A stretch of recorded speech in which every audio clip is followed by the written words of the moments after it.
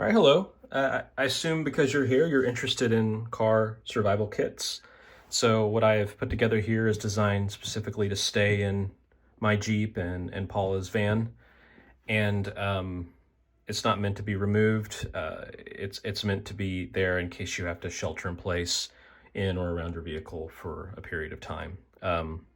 Breakdowns, catastrophes, and really you need the basic essentials of survival to be addressed. And so I'm going to go through the elements of this and just get right into it, keep it very simple, and highlight what I think is important for this kit. And so I'll start right here.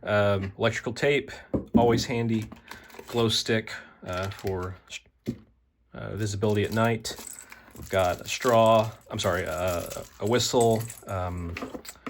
Got a fire kit that I got online that has a ferro rod and 2 ferro rods, strikers, some tinder, and a regular Bic lighter, which would be preferable.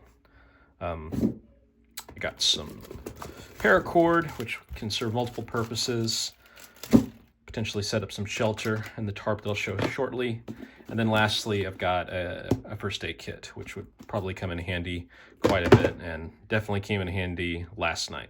Okay, so I'm going to put this back, and I'm just going to go section by section and explain the rest. Okay, so right here I've got a life straw for long-term hydration situations. I've got some zip ties, which are always very useful for a variety of purposes. Some survival blankets. Could be cold, could be hot, depending on where I'm at in Texas, assuming I'm stranded in Texas or we're stranded in Texas. If it's cold, I've got some heat warmers for feet and hands.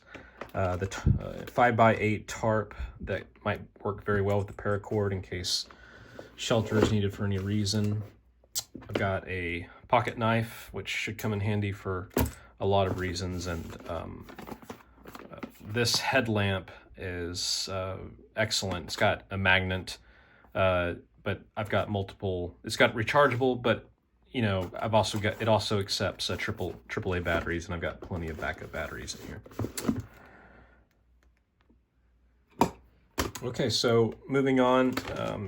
It becomes a long-term situation. We've got some rations, high calorie, high density foods that should be able to be shared within a small family, or hopefully just get you by for a few days.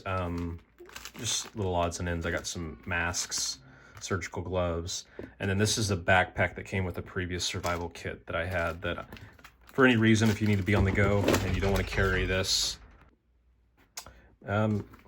Physical map of the state of Texas. Probably very handy if there is no cell service, internet service, or utility and phones and devices.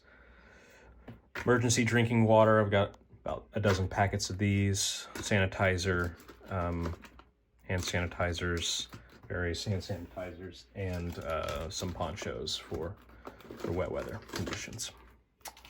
So really, very simple, straightforward. Protect you against the basic elements. Hopefully you stay hydrated, fed, and as safe as you can until you can get to a place of safety. I've kind of organized this to where I think the most important items of utility that would be used more frequently would reside all here.